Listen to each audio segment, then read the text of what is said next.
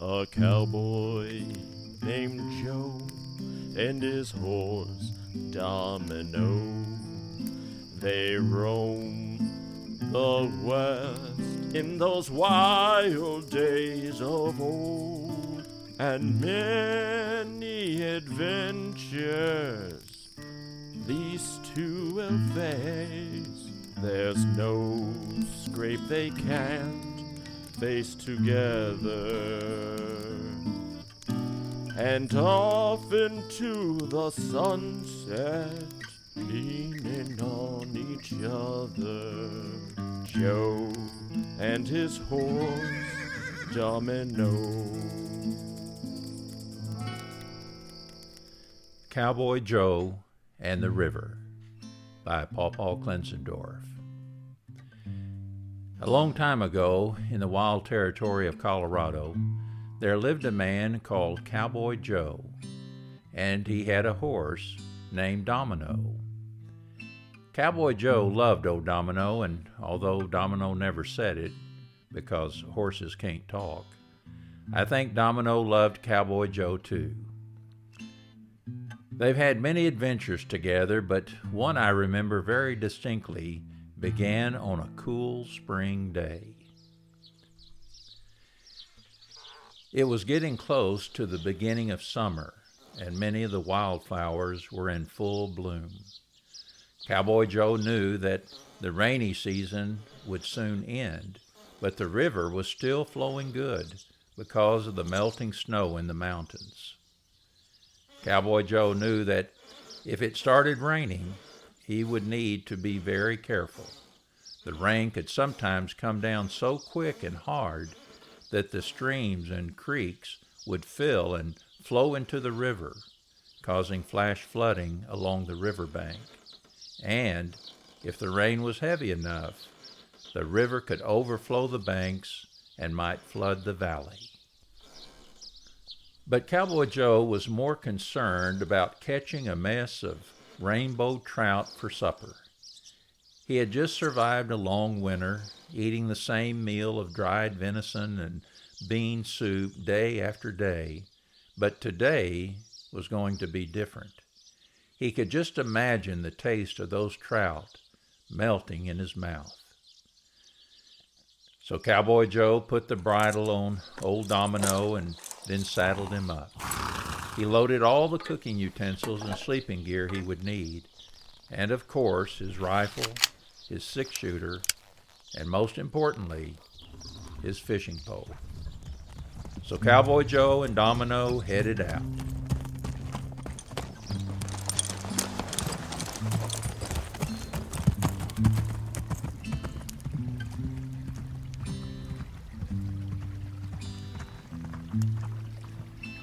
Now there was a really good place to fish on the river about 5 miles from Cowboy Joe's cabin, but it didn't take him and Domino very long to get there.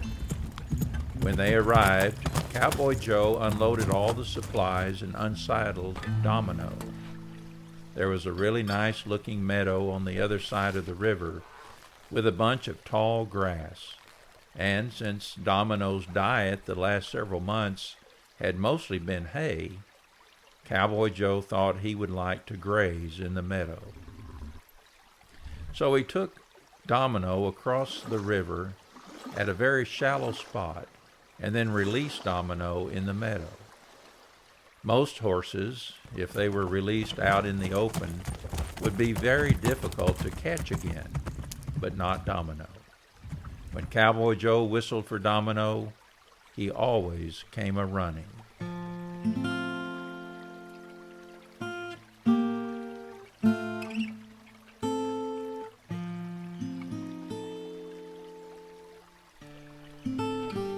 Cowboy Joe soon got down to the serious business, catching them fish.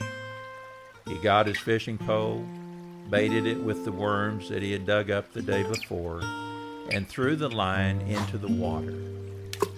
It wasn't too long before he began to feel a little nibble on his fishing line. And in the blink of an eye, the fish took the bait and off it went. Cowboy Joe could tell this was a big one, because his pole really began to bend as the fish tried to get away. Cowboy Joe pulled real hard until he heard a terrible sound. Snap! His fishing pole had broken in two. He couldn't believe it. He looked up and saw half of his fishing pole floating down the river, pulled by the trout he had caught. Well, this battle wasn't over yet. Cowboy Joe started running down the bank of the river, following the floating fishing pole being pulled by the trout. Down through some trees and over a log he went, following his fishing pole, until finally it began to slow down. Cowboy Joe waded out into the water. He moved very slowly so as not to splash the water and scare the fish away. He got closer and closer to the pole. The water was up to his knees. He moved slowly, so slowly, inch by inch, closer and closer. Then he got within an arm's length of the broken fishing pole. He slowly reached out his hand. When he was within a couple of inches from the pole, he could see it start to move again. He reached out as quick as he could and snatched up the pole. The fish took off. Cowboy Joe could feel the tug on the pole again, but this time he just kept slowly pulling him in, closer and closer, until he was just a few feet away. Suddenly, the fish jumped out of the water right in front of Cowboy Joe. Cowboy Joe kept the line in one hand and reached out with the other hand and grabbed the fish. He had it. And what a fish! This was the largest trout he had ever seen. What a catch! Cowboy Joe was still smiling at this fish when he noticed something. The water, which had been at his knees, was now midway up his thigh. Cowboy Joe had been so focused on catching the fish that he hadn't realized that the water had been rising in the river. He looked back over his shoulder and saw the darkest rain cloud he had ever seen, setting right over the mountains. Cowboy Joe knew he had to move fast. He cut the fishing line and let the pole flow on down the river and took off with the trout. He started running back to his camp as soon as he got to the riverbank. He didn't realize how far he had run while he was chasing the fish down the river, but he kept watching the river, and it kept rising. The sky kept getting darker and darker. Cowboy Joe knew he needed to get Domino back across the river before it was too late and the river had gotten too full to cross. So he started to whistle for Domino to come to him. Just as he started to whistle, the sky lit up with lightning and a crash of thunder filled the air.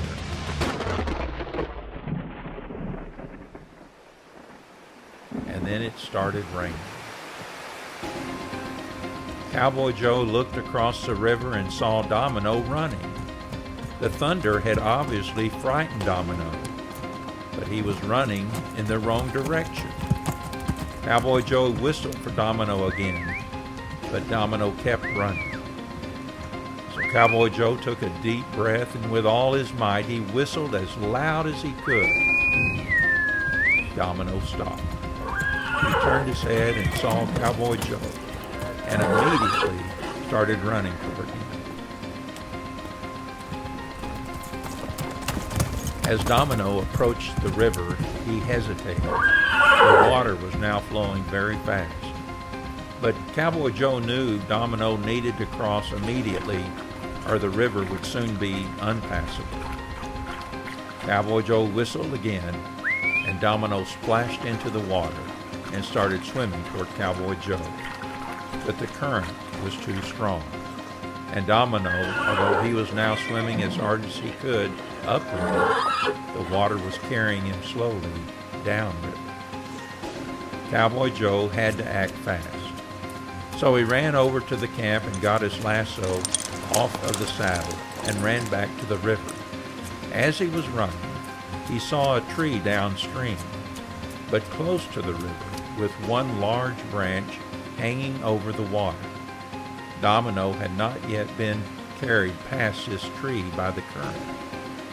So Cowboy Joe ran down to the tree and climbed out on the limb.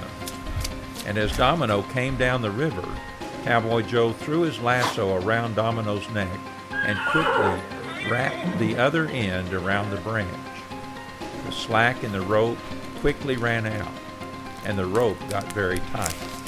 The branch started to bend, but Domino was now stationary in the water and swimming toward the riverbank. Finally, Domino got to a place where he could touch the bottom, and he started walking out of the river.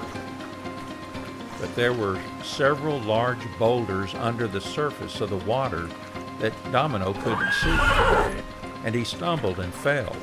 And when he fell, the rope yanked against the tree limb, and just like that, the limb broke and fell into the water with Cowboy Joe on it.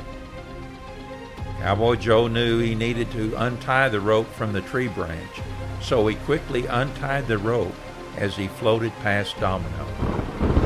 Then Cowboy Joe held on to the rope as tight as he could and let go of the tree branch. The rope yanked tight, one end around Domino's neck and the other in the hands of Cowboy Joe. Domino quickly realized that the tables had turned. Now it was up to Domino to save him. At that moment, Domino started backing up out of the water and onto the riverbank, pulling Cowboy Joe until they were both finally on the shore. Cowboy Joe got up and put his arms around Domino and gave him a big hug. They were both exhausted, and it was still raining, but it didn't matter because they were both alive.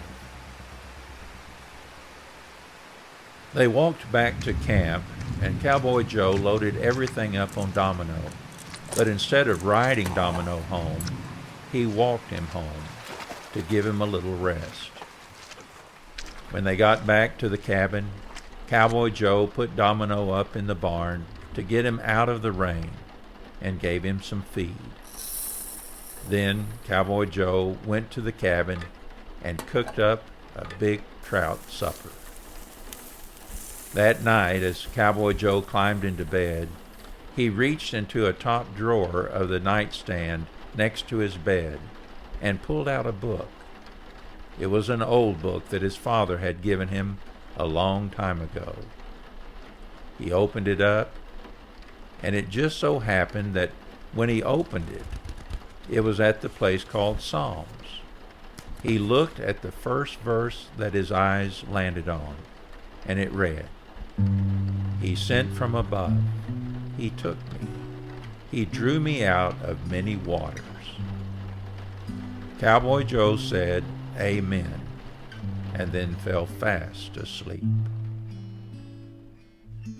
Now, if you doubt anything I've said in this story, just get out a Bible and turn it to Psalms, chapter 18, verse 16.